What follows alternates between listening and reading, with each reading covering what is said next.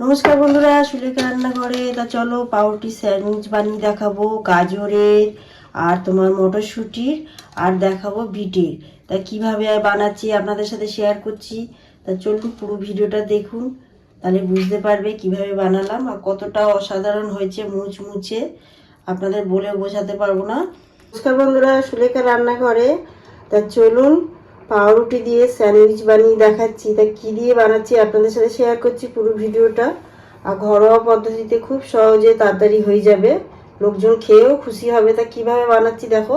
এইখানে নিয়েছি ছাড়ানো মটরশুঁটি, গাজর কেটে নিয়েছি, আর এখানে নিয়েছি বিট, আর নিয়েছি এইখানে মৌরি দেখো, আর আদা আছে, রসুন আছে, কাঁচা লঙ্কা আছে।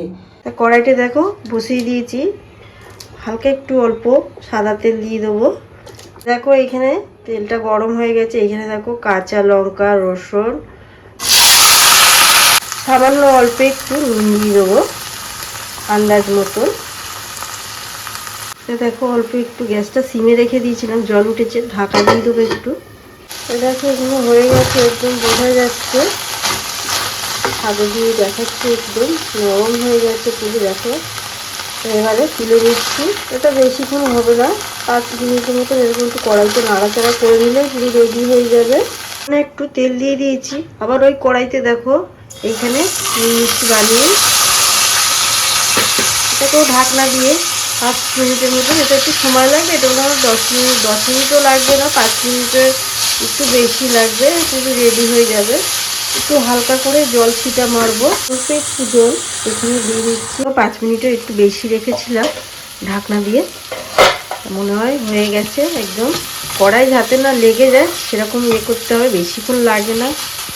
দেখো একটা ভেঙে মানে কেটে দেখাচ্ছি এখান থেকে, তুলে নিচ্ছি আমি। ওটা প্রথমটা করেছিলাম নুন দিয়েছিলাম, তাই নুনটা একদম এখন আবার অল্প করে দিচ্ছি হালকা করে। এবারে আবার দিয়ে দিলাম বিটটা, দেখো আবার একটু অল্প জল দিয়ে একদম ঢেকে দিয়ে দেবো।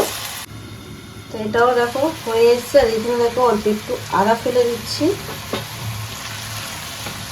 দেখো মুড়িগুলো সব শুকনো খোলায় ভেজে নিচ্ছি, আর ওইগুলো সবই হালকা করে ভাজা হয়ে গেছে। দেখো মৌরিটাও ভাজা হয়ে গেছে, একদম হালকা ভেজেছি মৌরিটার সাথে, সুন্দর একটা গন্ধ থাকে। প্রথম দেখো আমি মটরশুঁটিটাকে ভালো করে পেস্ট করে নিচ্ছি। দেখো এখানে সব এটা গুঁড়ো করে নিয়েছি, সবই পেস্ট করে নিয়েছি একদম, কিন্তু জল ছাড়া পেস্ট করতে হবে হালকা, একদম পুরো মানে মিহি করার কোনো প্রয়োজন নেই। দেখো আমি কিভাবে করেছি পেস্টটা।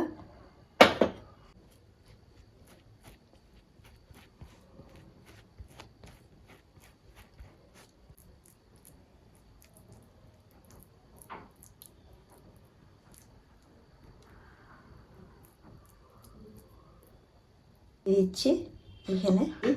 আর এই যে মৌরির গুঁড়োটা, ওইটা আমি দেখাতে ভুলে গেছি, যে মৌরির গুঁড়োটা স্বাদটা খুবই সুন্দর দেয়, উপর দিয়ে এরকম এক হয়ে যাবে। দেখো একদম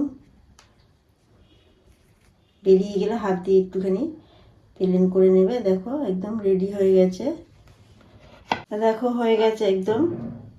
এবারে দিয়ে দিলাম, ব্যাস।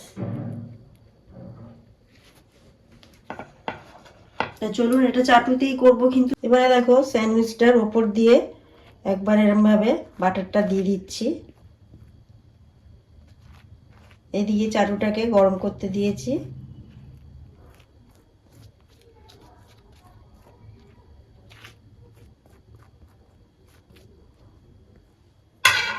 একদিক দিয়ে দেবো, গ্যাসটাকে সিমে রেখে দেবো। এইভাবে হালকা করে সব কত সুন্দর হচ্ছে, এইভাবে সেঁকে সেঁকে নিচ্ছি। সব স্যান্ডউইচগুলো তৈরি হয়ে গেছে। তা দেখো আমি একটু করে কেটে নিচ্ছি। কতটা মুচমুচে হয়েছে বুঝতে পারছো।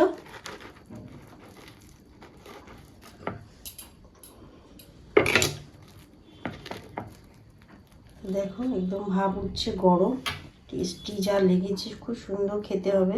দেখো পুরো স্যান্ডউইচটা পুরো রেডি হয়ে গেছে।